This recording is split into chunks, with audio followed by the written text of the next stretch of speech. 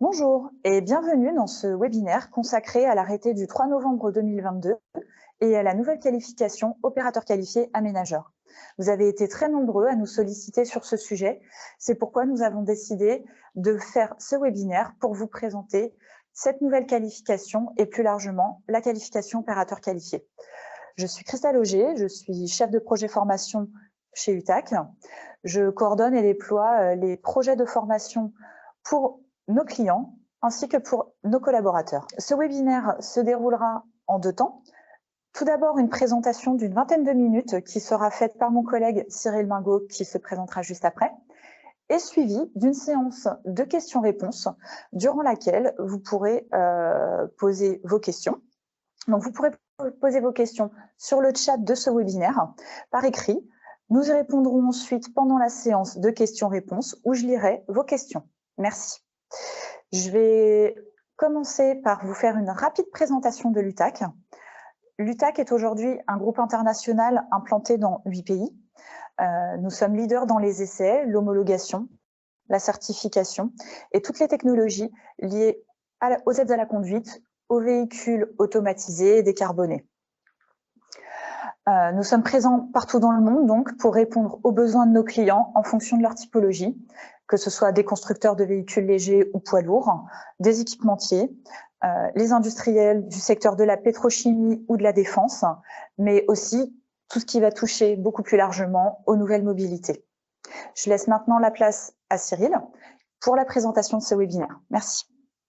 Bonjour, je suis Cyril Mingot, responsable de Certification France, en charge des certifications de systèmes de management et des qualifications, notamment donc les opérateurs qualifiés, le but de ce webinaire d'aujourd'hui, mais également la qualification d'RIVP, véhicule école, et la qualification des installateurs et vérificateurs d'éthylotest anti-démarrage.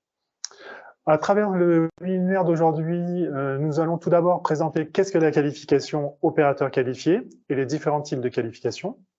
Nous verrons ensuite qui peut prétendre à la qualification et tout ce qui est contrôlé lors d'un audit. Puis, nous expliquerons quels sont les véhicules concernés par les transformations autorisées. Enfin, nous terminerons sur la durée de validité de la qualification. Qu'est-ce que c'est la qualification opérateur qualifié? La qualification a pour but de simplifier la réception des véhicules neufs, de s'assurer de la conformité des véhicules mis sur le marché. Alors, cette qualification est cadrée par l'arrêté du 3 novembre 2022, qui abroge donc les 2 arrêtés, donc le premier arrêté opérateur qualifié VUL du 14 mai 2014 et l'arrêté opérateur qualifié pour les poids lourds, donc c'était l'arrêté du 18 novembre 2005. Également, cette nouvelle arrêté intègre la nouvelle qualification pour l'aménagement des véhicules. Donc, en fait, la qualification permet aux carrossiers aménageurs d'attester de la conformité des véhicules en émettant un procès-verbal de contrôle de la conformité initiale d'un véhicule neuf et de pouvoir par la suite immatriculer les véhicules et ainsi éviter une présentation véhicule par véhicule à l'ADREAL. Donc, comme vous pouvez le voir à l'écran, le PV de CCI est dorénavant le même pour tous les véhicules, c'est l'annexe 2. Donc, pour les sociétés qui étaient qualifiées jusqu'à ce jour opérateurs qualifiés poids lourds, l'annexe 3 est maintenant caduque. Je comprends donc que ce nouvel arrêté regroupe 3 types de qualifications. Effectivement, il existe maintenant 3 types de qualifications, la qualification poids lourd, la qualification VUL et également la qualification aménageur. Mais est-ce que cela veut dire qu'on valide automatiquement les 3 types de qualifications quand on est qualifié? Non, en fait, il y a une hiérarchie. Une qualification poids lourd valide les qualifications VUL et aménageur. Une qualification VUL valide une qualification aménageur. Pour obtenir la qualification supplémentaire souhaitée, l'entreprise devra en faire la demande à l'UTAC. L'attestation délivrée par l'UTAC précise le type de qualification obtenue. En fait, donc, si vous souhaitez les 3 types de qualifications, vous aurez 3 qualifications, une attestation distincte, afin de pouvoir faire la distinction au moment de l'immatriculation dans les civils. Finalement, qui peut être qualifié? Alors, la qualification est délivrée à une entreprise, quelle que soit sa taille et quelle que soit sa forme juridique. Elle est délivrée par établissement. Par conséquent, les entreprises ayant plusieurs sites devront avoir une qualification pour chaque site. En outre, l'entreprise doit être couverte par une assurance responsabilité civile couvrant cette activité. Et l'arrêté précise également que ça concerne obligatoirement les sociétés ayant un code NAF 2910Z et 2920Z. D'accord, mais si mon entreprise n'a pas ce code NAF, qu'est-ce que je dois faire? Alors, ces codes NAF étant une obligation réglementaire donc du cahier des charges de l'arrêté, vous devez soit créer une nouvelle structure ou soit modifier votre structure actuelle. Comment est-ce qu'on peut se faire qualifier? Alors, la qualification est validée par un audit de l'UTAC qui repose sur deux aspects. Le premier aspect concerne une évaluation de votre système de management de la qualité, appelé évaluation initiale. L'auditeur va vérifier l'organisation que vous avez mis en place au sein de votre société afin de garantir la qualité et la conformité des véhicules. En fait, donc, il s'agit de présenter un système documentaire formalisé qui définit l'organisation de votre entreprise, en fait, c'est-à-dire le qui fait quoi, comment, avec quelle méthode et quels moyens. Le second aspect, c'est la conformité réglementaire du véhicule. L'auditeur va contrôler un véhicule transformé par rapport aux exigences réglementaires qui sont listées dans l'annexe 1 de l'arrêté qu'on verra également ultérieurement. Donc, il est donc impératif d'avoir un véhicule intégralement carrossé le jour de l'audit. On parle d'évaluation initiale, d'audit, mais finalement, qu'est-ce qui va être audité lors de l'évaluation initiale? En fait, l'auditeur va vérifier un certain nombre d'items, donc notamment la gestion des ressources humaines. La finalité est de s'assurer que les rôles et responsabilités sont définis au sein de votre entreprise. L'auditeur va également s'assurer de la traçabilité des opérations qui sont réalisées. Vous devrez également démontrer votre capacité à vous évaluer et à vous améliorer à travers la maîtrise des non-conformités et des plans d'action corrective mis en place. Et l'auditeur va également s'assurer que vous avez défini des procédures standards pour gérer la transformation des véhicules. Sur la partie conformité réglementaire, qu'est-ce qui va être audité? Alors, sur l'aspect réglementaire, l'auditeur devra s'assurer que vous avez défini un processus de contrôle de l'impact des évolutions réglementaires. C'est ce qu'on appelle en fait la veille réglementaire. D'accord, mais c'est quoi une veille réglementaire? Alors, la veille réglementaire, ça signifie que votre entreprise a accès à la dernière réglementation en vigueur, que vous avez évalué son impact et que vous l'appliquez le cas échéant en cas de modification. Il y a un aspect également important qui sont les moyens utilisés. Donc, vous devez avoir une liste des équipements de contrôle et vous devez vous assurer que ceux-ci sont bien étalonnés. Donc, par exemple, un des moyens le plus connu, c'est le pèse-essieu pour peser le véhicule. Il faut savoir que cet instrument est un instrument de pesage qui fait partie des instruments de mesure réglementés au titre de la métrologie légale. Donc, ça veut dire qu'ils doivent avoir une vérification périodique annuelle délivrée par un organisme agréé. Donc, comme on l'a dit précédemment, le jour de l'audit, il faut un véhicule. Donc, chaque véhicule doit faire l'objet d'un contrôle final pour vérifier qu'il respecte bien la réglementation en vigueur. Alors, je vois qu'on a l'annexe 1 qui est affichée à l'écran, qui liste les items réglementaires qui, je suppose, vont être audités. Il y a plusieurs colonnes. Comment on doit lire cette annexe? Alors effectivement, l'annexe 1 reprend tous les items réglementaires et on peut voir apparaître trois colonnes sur cette annexe. Donc la première colonne, qui est la colonne A, concerne les domaines réglementaires qui sont applicables lors du contrôle de conformité initiale d'un carrossage, donc pour les véhicules utilitaires légers et pour les poids lourds. Ensuite, la colonne B concerne les domaines réglementaires, par contre ne devant pas être impactés par le carrossage lors de l'aménagement ou du carrossage. Donc c'est-à-dire que même si vous êtes qualifié, opérateur qualifié VUL et poids lourd, vous devrez alors faire une réception à traite isolée Andréal. Et également donc la colonne C, donc qui a été intégrée pour les aménageurs lors du contrôle de conformité initiale. Alors dans les trois colonnes, je vois qu'il y a des croix toutes seules et des croix entre parenthèses. C'est quoi la différence? Alors la croix toute seule, c'est systématique pour les opérateurs qualifiés VUL, poids lourd et aménageurs. Ça veut dire que ces domaines réglementaires sont impactés. Ces éléments concernés doivent impérativement être vérifiés lors du CCI. Et la croix entre parenthèses, ça signifie le cas échéant, c'est-à-dire que si on touche éventuellement à cet item réglementaire.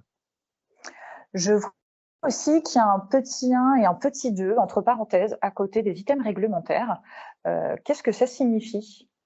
Alors, le petit 1 et le petit 2 ont été rajoutés pour différencier les VUL et les poids lourds. Donc, le petit 1 correspond pour les items réglementaires spécifiques aux poids lourds et le petit 2 correspond aux items réglementaires spécifiques aux véhicules utilitaires légers.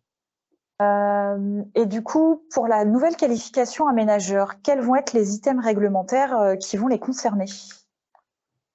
Alors, les items impactés, comme on vient de le voir, sont dans la colonne C de l'annexe 1, donc ils sont listés également à l'écran. Il y a tout ce qui concerne les vitrages de sécurité, l'éclairage stylisation, les interférences radio, donc l'acronyme CEM, c'est pour compatibilité électromagnétique, les masses et dimensions, les liaisons mécaniques et les émissions de CO2. Donc, par exemple, les masses et dimensions, si vous installez un revêtement intérieur sur le véhicule, vous allez rajouter de la masse sur le véhicule, donc il va falloir le peser afin d'avoir la bonne caractéristique sur la carte grise. Et également, pour prendre un exemple sur les émissions de CO2, pour les véhicules Euro Petit 6, vous êtes concerné par le WLTP, donc il faudra voir également la bonne valeur du CO2 du véhicule transformé. Parlons maintenant des types de véhicules concernés par la qualification. Quels sont les véhicules qu'on va pouvoir transformer avec une qualification opérateur qualifié?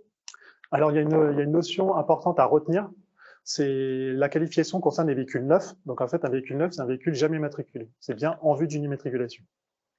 Il y a différents types. Donc, les véhicules utilitaires légers correspondent à des véhicules inférieurs ou égaux à 3,5 tonnes. Les véhicules poids lourds, donc supérieurs à 3,5 tonnes. Et les aménageurs, donc pour des catégories N et O, il n'y a pas de distinction en VUL ou poids lourd. Je rappelle qu'un VSP, donc un véhicule à usage spécial pour l'acronyme, seules les carrosseries pouvant être réalisées par un opérateur qualifié VUL ou poids lourd. Un opérateur qualifié aménageur ne pourra donc pas aménager un VSP. Alors, quelles vont être les transformations qu'on va pouvoir faire sur les véhicules avec une qualification? Alors, les transformations autorisées correspondent, alors pour les véhicules utilitaires légers et pour les poids lourds, donc ça concerne un aménagement de véhicules à usage spécial et également l'opération de pose d'une carrosserie sur un véhicule incomplet ou un véhicule complété dans le cas d'une carrosserie fourgon, un fourgon à température dirigée. Et les aménageurs, donc attention, la notion à retenir, c'est tout aménagement intérieur ou extérieur ou modification de la zone de chargement installée avec un outil. Donc, dès lors qu'on utilise un outil, par définition, ça sera inamovible, alors tout aménagement est concerné par la qualification. Donc, par exemple, en termes d'aménagement, vous avez les galeries, les revêtements de l'espace de chargement, les étagères, les rangements, les attelages, les gyrophares, l'installation d'un vitrage, par exemple. Donc, la qualification ménagère ne concerne pas les éléments qui sont montés en usine avant l'édition d'un certificat de conformité initial. Donc, tout ce qui est fait en usine, fait partie de la réception. Par contre, dès lors qu'il y a une modification de ces aménagements-là, ça fait partie d'une qualification. Donc, une fois qu'on est qualifié, on va être qualifié pour combien de temps? Et est-ce qu'il y a une durée de validité? Alors, effectivement, il y a des différentes durées de validité. Donc, il y a ce qu'on appelle un premier audit, qu'on appelle un audit initial. Donc, celui-ci est valable 1 an. Au bout d'1 an, il faut qu'on réalise un premier audit de renouvellement. Ensuite, suite à ce premier audit de renouvellement, l'attestation est délivrée pour 2 ans. Et ensuite, ça sera tous les 2 ans. Donc, je vais prendre un exemple. On réalise un audit initial en mars 2023. On réalise un premier renouvellement en mars 2024. Ensuite, ça sera mars 2026, mars 2028, mars 2030, etc., tous les 2 ans. Par contre,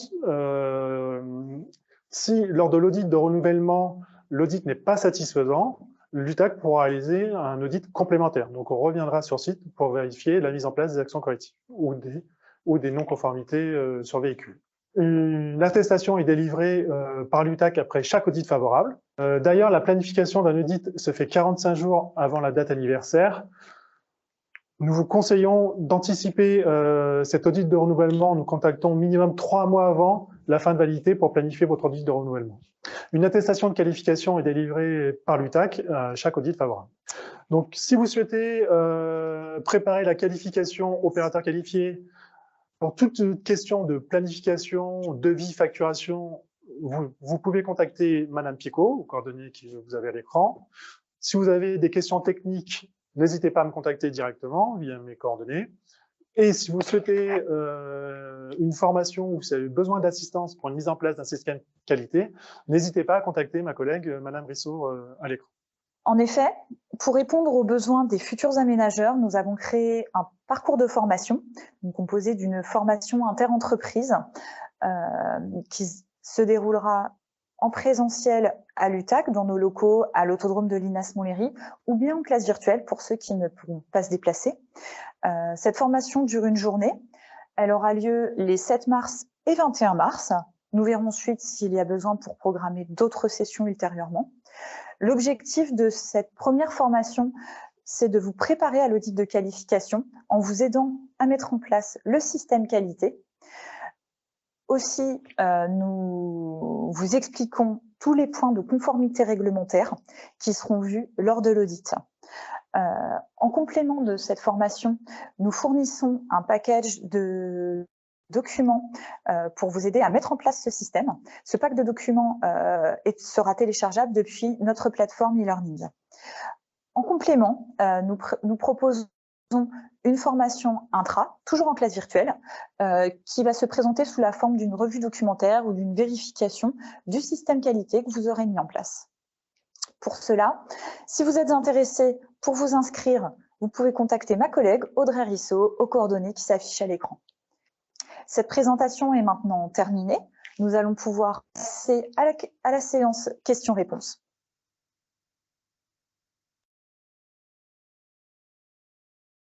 Bien, alors nous allons passer maintenant à la séance de questions-réponses.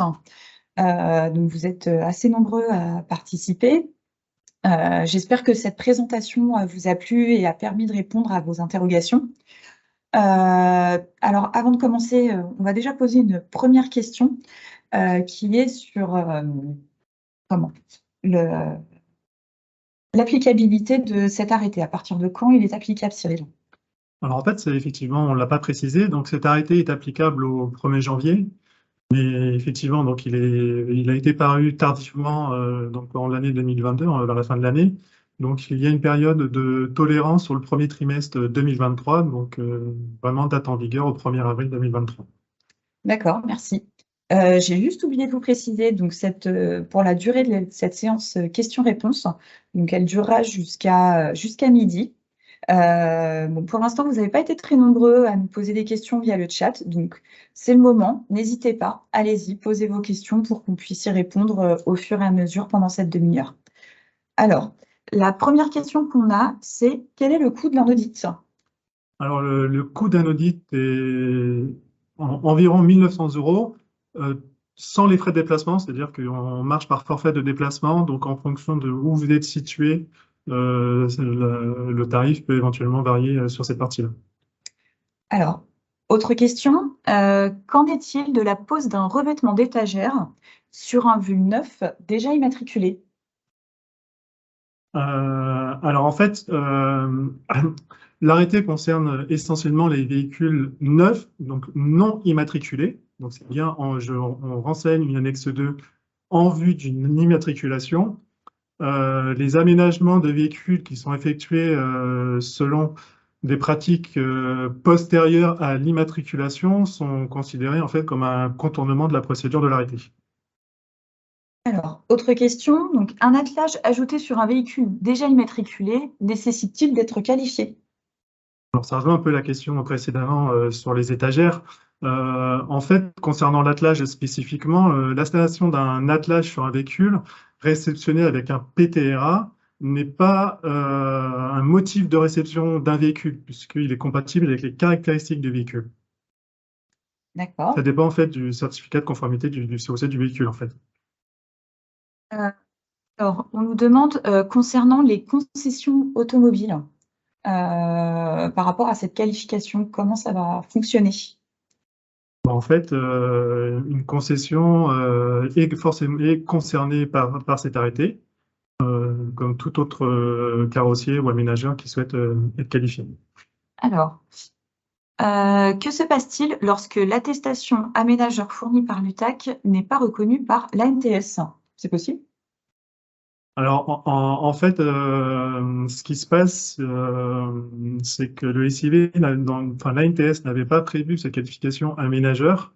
Effectivement, nous avons commencé la qualification poids lourd en 2005 et donc les VUL en 2014. Donc, les informations des attestations du texte sont envoyées quotidiennement au SIV.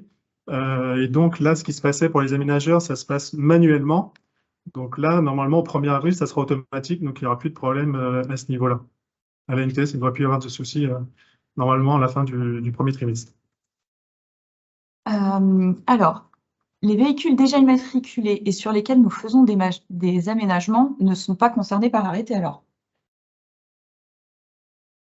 Alors, j'ai répondu normalement à la question qui était aussi également posée tout à l'heure, un peu dans le même style sur les étagères. Toute procédure qui se fait après immatriculation reste un contournement de la procédure de l'arrêté ministériel. Le ticket de pesée pour le chargement de poids sur la CG est-il obligatoire pour un véhicule déjà immatriculé?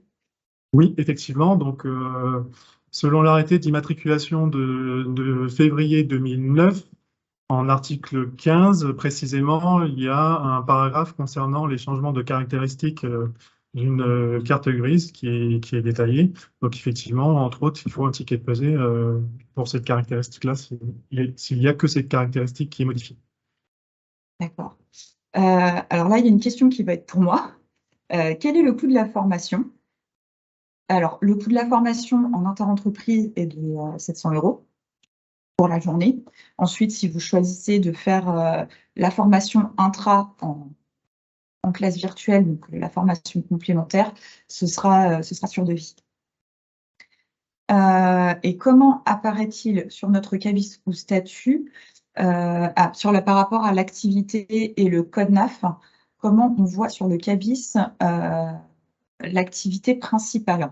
Alors pour moi, ça c'est des choses qui sont définies en fait lorsque vous déposez les statuts de votre entreprise et que vous définissez le type d'activité dans lequel vous êtes. Donc si vous souhaitez changer, modifier ce code NAF, je vous invite soit à vous rapprocher de vos experts comptables ou des personnes en fait qui vous aident à gérer votre société pour pouvoir définir et redéfinir les statuts comme il le faut. Alors, j'ai les véhicules déjà immatriculés et sur lesquels, donc ça on a déjà posé, sur lesquels nous faisons des aménagements ne sont pas concernés par l'arrêté. Et non. Alors, l'audit peut-il se faire par échantillonnage lorsqu'une entreprise présente plusieurs établissements? Alors non, c'est une bonne question. Des sociétés qui auraient plusieurs sites, il n'y a pas d'échantillonnage, il faut auditer chaque site. Alors, la création d'une société avec plusieurs établissements permet-elle la qualification de chaque établissement? Si je comprends bien, on a une société mère qui a le bon code NAF et après j'ai plusieurs sites qui ne l'ont pas. Alors, je ne sais pas si c'est exactement ça la question, mais en fait tous les sites on peut faire une qualification multisite, donc avoir des établissements qui ont plusieurs sites en France. Par contre, chaque site doit avoir les bons codes NAF et on peut faire une seule attestation pour tous les sites de la même société. Ça, c'est possible, effectivement. Alors, je vois que vous êtes nombreux à nous poser pas mal de questions dans le chat, donc j'essaye de répondre, de prendre vos questions les unes après les autres. Alors, si les concessions ne respectent pas cette nouvelle qualification, enfin ce nouveau dispositif, qu'est-ce qui risque? Alors, qu'est-ce qui risque ça? Ce n'est effectivement, de mon point de vue, c'est pas une question qui est pour nous directement, puisque nous, l'UTAC, là, on est là pour appliquer effectivement l'arrêté ministériel en termes de contrôle de conformité du véhicule et des procédures. Comme je l'ai dit tout à l'heure, c'est un contournement de l'arrêté. Après, qu'est-ce que vous endurez? Si c'est une question typiquement juridique, ça, je ne peux vous répondre. Un véhicule atelier doit-il être absolument en VSP? Alors, un véhicule atelier, c'est effectivement un véhicule LGA spécial en atelier. Et donc là, à contrario, je tiens à le préciser quand même, ou à le répéter tout au moins, un aménageur seul ne peut pas le réaliser. Il faut avoir une qualification soit VUL ou soit POWER en fonction de la masse du véhicule. Alors, je vois que la question est tournée de différentes façons, enfin le sujet est tourné de différentes façons par les questions. Là, j'ai encore un peu la même chose, c'est pouvez-vous préciser ce que vous entendez par contournement de l'arrêté? Nous ne pouvons plus faire d'aménagement sur un véhicule acheté d'occasion? Alors, les questions qui étaient, encore une fois, effectivement, l'arrêté concerne, l'arrêté d'aujourd'hui, hein, on parle du 3 novembre, concerne des véhicules neufs, donc en vue d'une immatriculation. Par définition, après, quand il y a une immatriculation définitive, donc il devient usagé. Là, si effectivement, après, vous venez faire un aménagement, donc vous allez rajouter de la masse sur le véhicule, en application de l'arrêté d'immatriculation de février 2009, il faut modifier cette caractéristique, donc avoir un ticket de pesée et faire le nécessaire pour modifier cette caractéristique-là sur votre carte grise. Regardez.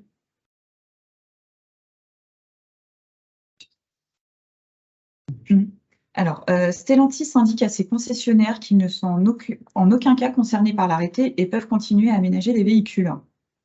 Effectivement, j'ai vu cette note de Stellantis. Malheureusement, ça n'appartient qu'à Stellantis, hein, ce n'est pas le cas. Tout ce qu'on a vu aujourd'hui concerne l'arrêté de novembre 2022. Alors, autre question, donc comment mesurer la nouvelle consommation d'un véhicule?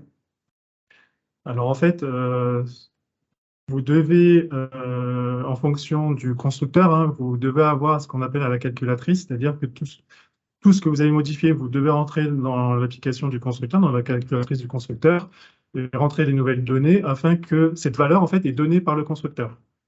C'est ce qu'on appelle la calculatrice. C'est le constructeur qui va vous la donner en fonction des éléments que vous allez rentrer. Alors, question un peu plus technique. Doit-on posséder notre propre balance lors de l'audit ou, le cas échéant, produire les documents via un sous-traitant? Nous avons déjà eu ces questions-là et nous sommes souvent questionnés sur ce sujet. L'UTAC n'impose pas d'avoir votre propre balance. Vous pouvez effectivement utiliser des balances extérieures. Il n'y a pas de problème sur ce point, sur cet aspect-là. Par contre, vous devez vous assurer que le moyen utilisé est bien réalisé dans un contexte de métrologie légale. C'est-à-dire que l'appareil utilisé est bien suivi périodiquement par un organisme agréé en termes de métrologie légale. Alors, ça, on se doutait à cette question. Donc, qu'en est-il des itinérants qui posent directement dans les concessions? Alors, l'itinérance n'est pas pris en compte en tant que tel à ce jour, hein. Une annexe 2, il y a bien marqué au début de l'annexe 2, c'est nom et adresse du carrossier. Donc, sur l'attestation de qualification UTAC, l'UTAC, comme on l'a dit précédemment, on ne qualifie pas des personnes, par contre, on qualifie une société, un site. Et s'il y a plusieurs sites dans l'entreprise, on peut qualifier tous les sites. A contrario, l'itinérance aujourd'hui n'est pas prévue, parce que forcément, vous ne serez pas sur le site que l'UTAC a qualifié. Alors là, j'ai une autre question. Alors, si je comprends, un aménagement sur un véhicule neuf n'est pas concerné. L'arrêté concerne un aménagement sur un véhicule neuf en vue d'une immatriculation. Mais pourtant, il faut quand même un ticket de pesée, car l'aménagement change le poids du VUL, même si celui-ci est déjà immatriculé. Bon, en fait, dans le cas si le véhicule est immatriculé, donc il a différentes caractéristiques, notamment sa masse. Si vous venez faire un aménagement, donc vous allez rajouter du poids, donc vous allez modifier une caractéristique du véhicule, notamment la masse. C'est-à-dire qu'à ce moment-là, il faudra faire une modification, donc comme je l'ai dit précédemment, par rapport à l'arrêté d'immatriculation, avec un ticket justifié la nouvelle masse via un ticket de pesée. Alors, cette qualification aménageur sera-t-elle reconnue pour une modification de carte grise sur le SIV? Oui, alors effectivement, comme je vous l'ai dit tout à l'heure, pour l'instant, les envois uniquement sur les attestations aménageurs se font manuellement. À partir du 1er avril, les données entre l'UTAC et la NTS se fera de façon automatique. Alors, à quel moment changer son code NAF pour devenir opérateur qualifié? Alors, au moment, on va dire, de la phase commerciale, c'est-à-dire envoyer un devis à l'UTAC, il n'y a pas la peine. Par contre, le jour de l'audit, l'auditeur vérifiera forcément si vous avez bien reçu ce bon code. Même si éventuellement, le jour de l'audit, vous n'avez pas pu avoir ce code, une chose est sûre, c'est qu'on ne pourra pas envoyer d'attestation de qualification UTAC tant qu'on n'aura pas la preuve, la justificative que vous avez ce bon code. Donc ça laisse un peu un délai en fait, avant audit et un petit peu après audit. c'est mieux de l'avoir avant. Par contre, si vraiment vous n'avez pas pu l'avoir pour différentes raisons, on peut réaliser l'audit, mais on ne pourra pas vous envoyer l'attestation tant qu'on n'aura pas la preuve que vous ayez le bon code. Et alors, pourquoi le cycle de renouvellement n'est pas aligné sur celui du certificat ISO 9001 qui est de 3 ans? Alors bon, je connais un peu le sujet sur la certification. Donc, effectivement, un certificat ISO 9001 est délivré pour 3 ans, mais il ne faut pas oublier que vous avez des audits dits de surveillance annuellement. Donc, en fait, il y a des audits tous les ans. L'attestation, enfin, la certification, il y en a 3 ans, mais on vient quand même vous auditer tous les ans. Donc, effectivement, ça n'a pas été... Alors, avant, il y avait différentes périodicités en fonction des typologies d'arrêtés entre le VUL et le poids lourd. Maintenant, vu qu'il y a un seul à même arrêté, c'est homogène pour tous les arrêtés. Tous les salariés d'une même entreprise sont-ils d'office qualifiés ou est-ce un seul salarié concerné? Je pense avoir répondu à la question Oui. précédemment, mais l'attestation de qualification concerne un site et non pas des personnes. Donc, vous n'avez pas une liste de techniciens. C'est le site géographique, en fait, hein, qui est qualifié. Si je peux compléter, c'est la qualification opérateur qualifié, ce n'est pas une qualification comme une formation. C'est complètement différent puisque, comme vient de le dire Cyril, on qualifie en fait une entreprise par rapport à son organisation mise en place et non pas pour les compétences d'une seule personne. En fait, ça représente l'ensemble des compétences d'une entreprise qui permet de garantir une organisation.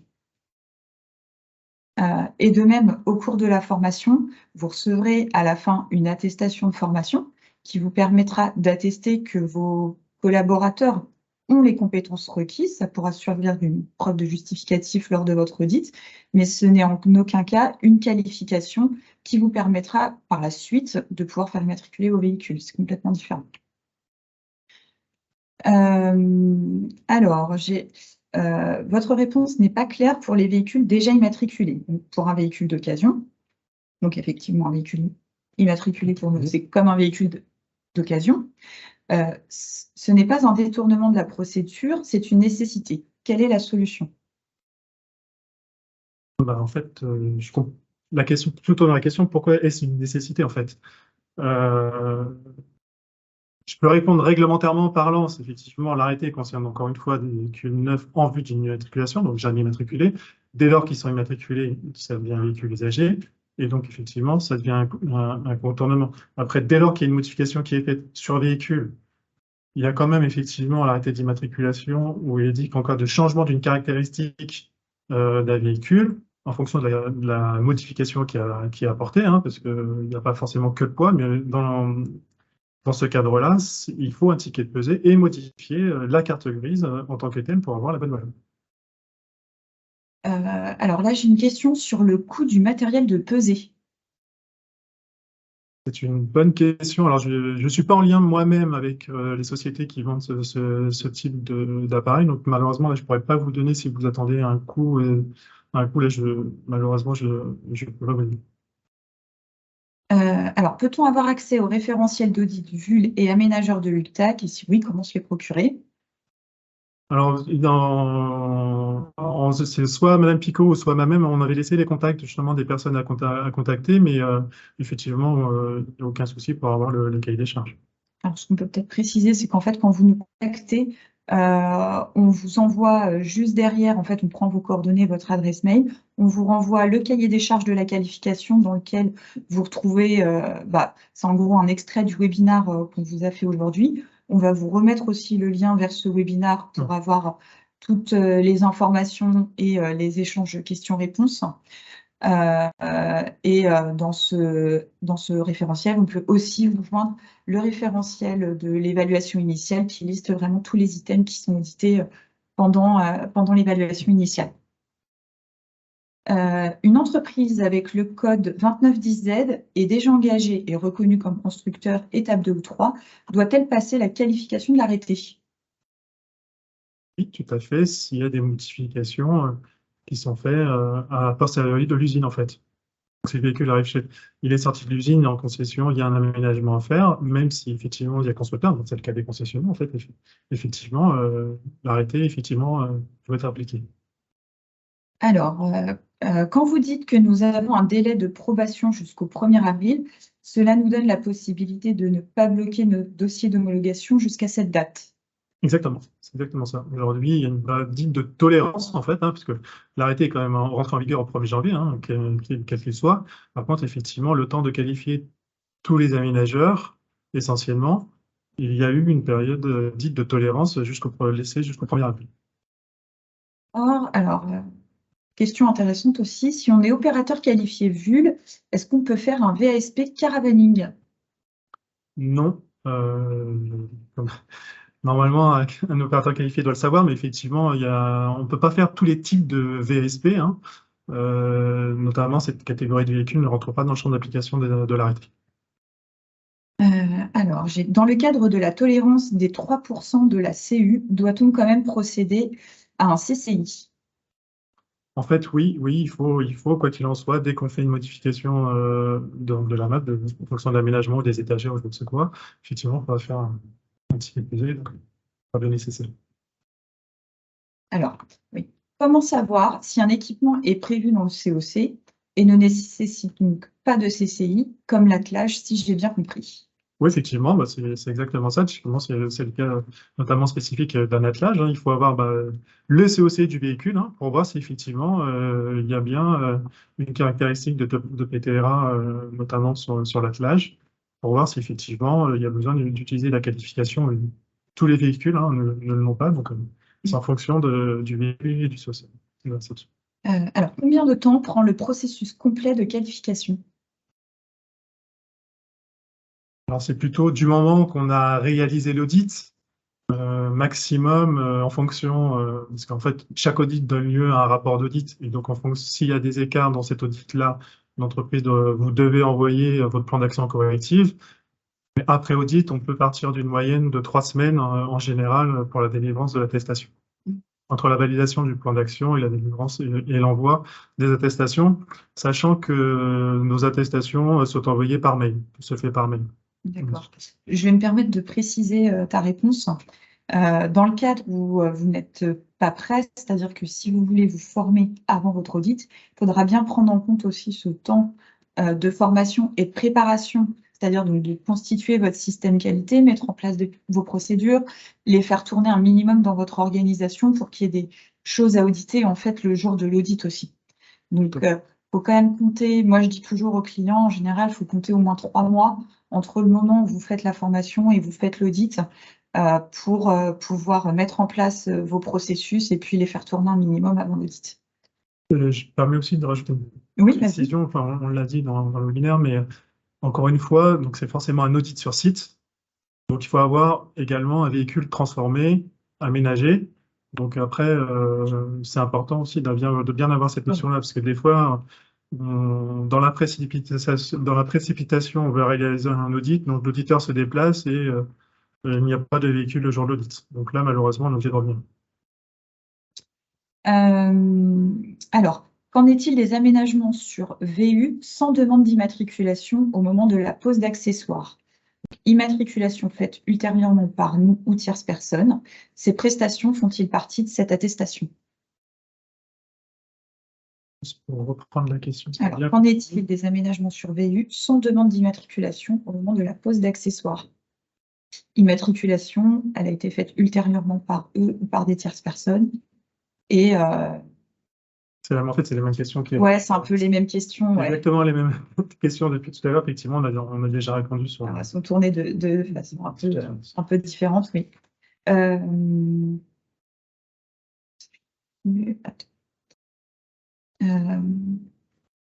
Excusez-moi, vous êtes nombreux à nous poser des questions, donc je les lis au fur et à mesure. Puis je voudrais éviter de poser 3 fois la même question aussi. Alors, sur un véhicule d'occasion déjà partiellement aménagé par le client lui-même ou par un autre aménageur avant 2023, le nouveau poids de pesée globale prendra en compte davantage de poids que l'équipement installé en 2023. Est-ce que ça pose problème et qui en a la responsabilité? Qui en a la responsabilité? C'est le détenteur de la carte grise en tant que tel. Effectivement, vous aménagez un véhicule, s'il est en utilisation et qu'à l'intérieur, il y a tous les outils qui vont, enfin, le véhicule est rempli par des outils ou des accessoires, effectivement, ce ne sera pas la même masse, effectivement. Alors, existe-t-il des aides financières pour l'accompagnement de l'opérateur pour ces mesures? Alors moi, je peux vous répondre sur la partie formation, parce que donc souvent pour les petites entreprises, vous pouvez vous faire prendre en charge la formation par votre OPCO, donc l'opérateur de compétences. En fait, c'est un organisme auquel vous cotisez normalement dans le cadre de la formation professionnelle continue. Et pour les entreprises de moins de 50 salariés, la plupart des OPCO prennent en charge le coût à 100%. Donc pour ça, je vous invite vraiment à vous rapprocher pour les petites structures de votre expert comptable qui pourra vous aider dans ces démarches. Oui, pour la formation, effectivement, parce que c'est une formation. Après, en audit de qualification, donc c'est une bonne question. Je vous invite peut-être à vous rapprocher de votre CCI, peut-être. Ouais, ce que je pensais. Mais les chambres de ma commerce. connaissance, je ne suis pas certain qu'il y ait une peut-être prise en charge pour la qualification. En local auprès des CCI. Mais c'est vrai que sur les qualifications, même les précédentes, que ce soit VU ou poids lourd, il y avait, à notre connaissance, il n'y a jamais eu de dispositif spécifique mis en place par l'État, en tout cas. Alors, donc là, on a déjà répondu à cette question. Alors, il me semble que pour les véhicules...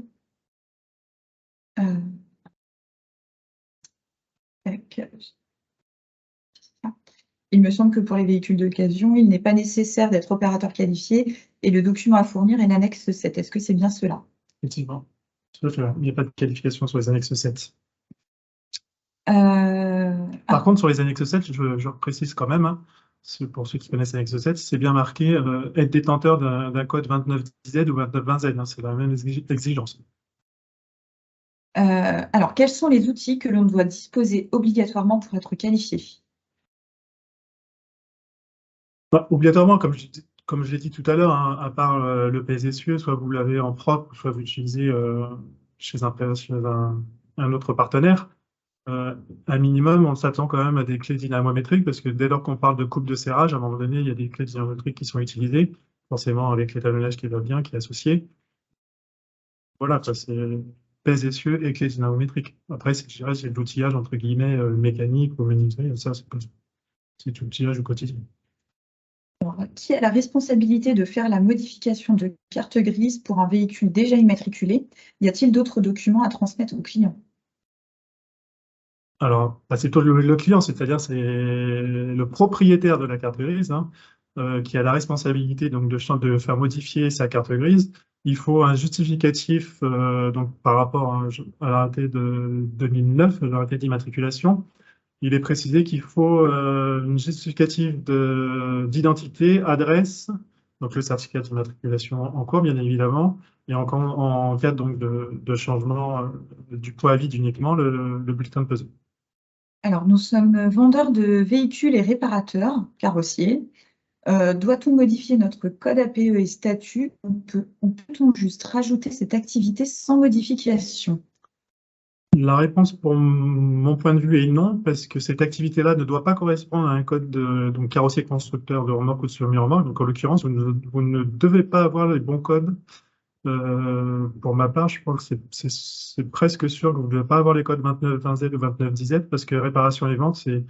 Ouais. Normalement, les concessionnaires le sont, et justement, c'est la problématique. Ils n'ont pas ces deux codes-là, donc vente et réparation, pour moi. C'est pas le fait de rajouter une activité, ça ne marchera pas. Parce que votre activité principale va être cette activité, donc vente et réparation, et ça ne sera pas recevable pour la qualification.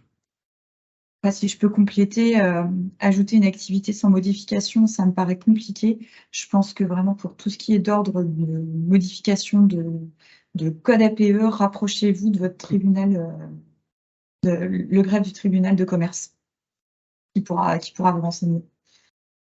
À où s'adresser pour faire des tickets de pesée, faire une pesée?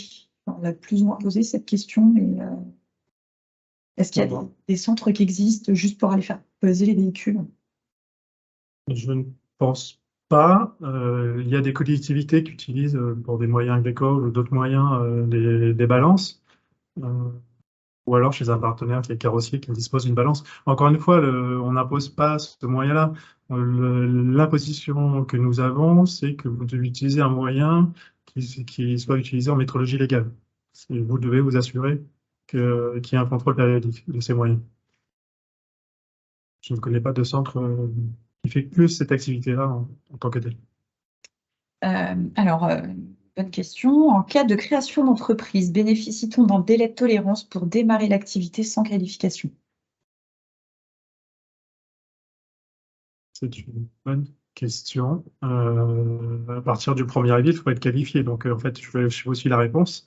Autant c'est une création d'entreprise, vous n'avez pas encore une fois tous les documents, le jour de l'audit, c'est en cours, etc. C'est compréhensible. Après, comme je le disais tout à l'heure, sur la validation de votre attestation de qualification, on devra la preuve que vous avez le bon code. Une création d'entreprise, pour ma part, une fois qu'elle est créée, elle est mise en service le jour même, en fait. Hein. J'ai une question sur la tolérance des 3%. Donc, la tolérance des 3% est calculée sur quel poids? Ça doit être le poids qu'il y a sur le COC. Autre question, toujours un peu différente. Hein. S'il existe un PTRA sur le COC, les attelages ne nécessitent pas de CCI. Tout à fait, exactement. C'est ça. Exactement. Alors, question là, par rapport à marché européen et export. Cette certification est-elle valide pour le marché européen? Peut-on, avec cette certification, immatriculer les véhicules pour export? Et ensuite, une autre question sur le délai d'intervention pour l'audit. On va déjà poser la première réponse. Ouais. Donc, à la première réponse, c'est non, parce qu'en fait, un arrêté ministériel, c'est une exigence franco-française, donc on parle bien d'immatriculation pour la France. Ça concerne essentiellement des véhicules qui sont matriculés en France, donc marché français. Pour la deuxième question, c'était de quel délai d'intervention pour un audit disposez-vous actuellement? Alors aujourd'hui, on est beaucoup sollicité. Hein. On fait le maximum pour passer tous les audits en mars. En fonction du nombre de sites, on peut regarder pour le passer en mars. Sinon, après, ça va être de décalage sur après avril. Après, c'est surtout pas les délais du taxe. C'est bien souvent quand des sociétés nous contactent, on dit je viens de me faire qualifier, on pose des questions, est-ce que vous avez un système qualité, est-ce que vous aurez un véhicule à nous présenter? Bien souvent, la réponse est non. Donc, c'est en fonction de ça. Il faut que vous ayez un système qualité et un véhicule le jour de l'audit. Et après, on peut effectivement planifier une date d'intervention. J'ai une autre question intéressante. Alors, doit-on avoir une qualification poids lourd pour transformer un véhicule N2 en M1 en le dégonflant à moins de 3,5 tonnes? Il faut effectivement une attestation de qualification de poids lourd, puisque un N2 est dans la catégorie des véhicules poids lourds. Donc, effectivement, de base, il faut une qualification de poids lourd. Oui. Tout à fait. Je vois qu'il est 11h50, il nous reste donc 10 minutes environ de questions-réponses. Je n'ai pas encore déroulé toutes les questions, mais je vois qu'on en a encore pas mal. Alors, on nous reparle de la tolérance de 3%. Est-ce que tu peux préciser ce que c'est que cette tolérance de 3%? Alors, en fait, c'est au niveau réglementaire, il y a une tolérance qui est prévue sur la charge. Peut-on demander une dérogation pour les DOM afin de mieux préparer l'audit? Pour les audits qui sont organisés dans les départements d'outre-mer. Aujourd'hui, effectivement, tout ce qui est DOM, Guadeloupe, Martinique, Guyane, etc., c'est comme si on était en métropole. Hein, il n'y a pas de dérogation ou il n'y a pas de choses prévues pour les DOM spécifiquement. C'est applicable, donc il n'y a rien de prévu aujourd'hui pour ces îles en tout cas. Ouais. Par contre, on peut peut-être préciser, c'est qu'il faut bien qu'ils nous contactent rapidement pour qu'on les prévoie sur les campagnes. Alors effectivement, c'est une bonne précision. Alors effectivement, la problématique, donc c'est quand même assez loin. Donc c'est vrai qu'en termes de déplacement, ça peut malheureusement chiffrer assez vite. Donc on essaie quand même d'optimiser des déplacements, puisque voilà, on parle de la qualification opérateur qualifié, mais on a différents types de qualifications, hein, donc, comme les études hôtesses anti-démarrage ou les dérivés P auto-école. On a plusieurs clients en Martinique, en Guadeloupe, etc. On essaye d'optimiser les déplacements et de faire un déplacement assez long pour effectivement optimiser les frais de déplacement. J'ai une question intéressante d'actualité. Qu'en est-il de la nouvelle réglementation du 1er février sur la métrologie légale des balances? Qu'est-ce que cela comprend exactement? Alors, le fait de la métrologie légale, parce que c'est des moyens plus utilisés, donc en fait, il faut passer donc par un organisme qui sont agréés au terme de la métrologie légale. Et lorsque vous avez une vérification, vous avez une étiquette verte où on peut identifier l'organisme qui a procédé à la vérification périodique avec sa date de validité également. Alors, quels sont les critères que l'on doit mettre en avance lors de la présentation à l'audit? Galerie, attelage, mobilier, intérieur. Mettre en avant, après, tout dépend de l'activité que vous réalisez. Si vous faites que du montage de galerie, ça sera une galerie. On n'impose pas d'avoir une globalité, ça va être en fonction de votre activité. Si vous faites que de l'aménagement, vous montez des meubles en aménagement intérieur, ça sera cette activité-là qui est couverte. Si c'est que des galeries ou que des échelles, etc., etc. Tout dépend de votre activité au sein de votre entreprise. Alors, que se passe-t-il si l'audit et l'attestation interviennent après le 1er avril 2023? On interprète effectivement au 1er avril 2023, donc si vous n'êtes pas détenteur d'une qualification UTAC, ça sera effectivement une RTI, donc une réception à tri isolé, véhicule par véhicule. Après, véhicule par véhicule, après, il faut que vous contactiez votre DREAL si vous avez plusieurs véhicules. Peut-être qu'un inspecteur de la DREAL peut venir dans vos locaux et valider plusieurs véhicules, mais là, il faut prendre rendez-vous avec votre DREAL pour regarder avec eux par rapport à ces paramètres-là. UTAC est-il le seul organisme en France à délivrer les attestations? Oui, effectivement, l'UTAC est le seul organisme à délivrer les attestations de qualification sur cette arrêt. Écoutez, je crois qu'on a fait je crois qu'on n'a plus d'autres questions pour l'instant. Ah si, une nouvelle. On revient sur la tolérance des 3%. Je pense que pour cette question-là, vu que c'est une question apparemment, Oui, ça a l'air de beaucoup on revenir. fera une explication et qu'on l'enverra avec le lien de la vidéo pour ceux qui ont été inscrits.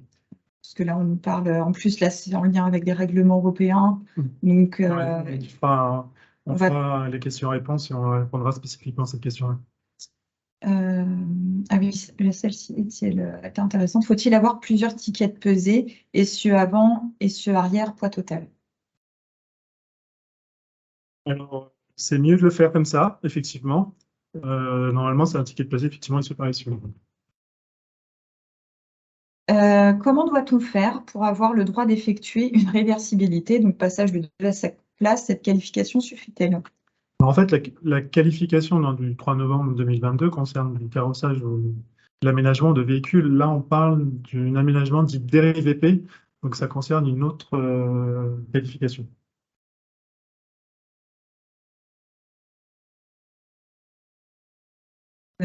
Pas d'autres questions pour l'instant.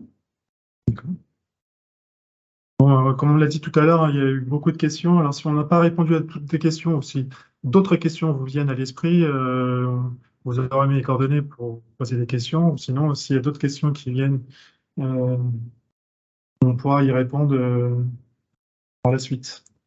Tout à fait. Alors, si nous détenons une certification luxembourgeoise d'homologation européenne, peut-elle être acceptée pour obtenir les CNITAG après le 1er avril si nous ne bénéficions pas de votre certification? Encore une fois, là pour moi, je pense que c'est deux choses différentes. C'est un arrêté ministériel, donc c'est une exigence française. Pour pouvoir le faire, il faut répondre au cahier des charges de l'arrêté du 3 novembre 2022. Même si vous avez des réceptions au Luxembourg, en Espagne, en Allemagne, même en France, nous avons des opérateurs qualifiés qui ont des RCE ou des réceptions pour leurs véhicules, mais ils sont aussi également opérateurs qualifiés pour d'autres véhicules qui ne rentrent pas dans le champ de leur RCE. Alors, peut-on présenter un dossier en RTI de Réal, si VASP? Oui, tout à fait, bien sûr. Alors, quelle est la qualification nécessaire pour installer un kit plastique sur un VO? passage de 5 places en 2 places. Donc, on dérive sur. Là, encore une fois, faut faire attention, effectivement, parce que je pense qu'effectivement, ça peut être interprétable. On parle d'aménagement de véhicules, hein, mais là, on rejoint ces deux questions sur la même typologie. Il y a aussi effectivement la qualification aménageur dérive VP. Là, on dérive un véhicule, il est en 2 places. Enfin, il était en 5 places, on veut le mettre en 2 places, ou il est en 2 places, on veut le remettre en 5 places. Mais ça, c'est un autre arrêté ministériel. C'est pas l'arrêté du 3 novembre 2022 qui est concerné par cette typologie d'aménagement. Alors, donc là, on nous a posé la question, donc si on va vous envoyer par mail l'intégralité de la vidéo, les documents d'information pour remplir, et les documents à remplir pour demander une qualification, la réponse est oui. Toutes les personnes qui sont inscrites au webinaire recevront un lien pour le revoir en replay. En complément, nous pouvons vous délivrer, vous mettre en pièce jointe en fait le cahier des charges de l'arrêté, un formulaire d'identification client si vous n'êtes pas déjà client à l'UTAC, pour qu'on puisse derrière vous faire les devis nécessaires. Est-ce qu'il est envisagé que cet arrêté s'étende aux véhicules usagés? Ça, c'est une discussion qui est effectivement avec l'administration concernant cette activité-là. Aujourd'hui, je peux pas le confirmer. Oui, l'arrêté, il faut rappeler quand même que sont établis par le ministère de la Transition écologique. Et donc, on n'intervient à aucun moment dans ce processus. On ne fait que appliquer ce qui est demandé par le ministère. Alors, pour l'étiquette pesée, vous parlez d'une loi de 2009. Je ne connais personne qui a demandé un ticket de pesée suite à quelconque modification. Le ticket de pesée, la loi de 2009, c'est l'arrêté de 2009 pour l'immatriculation des véhicules. Normalement, il devrait.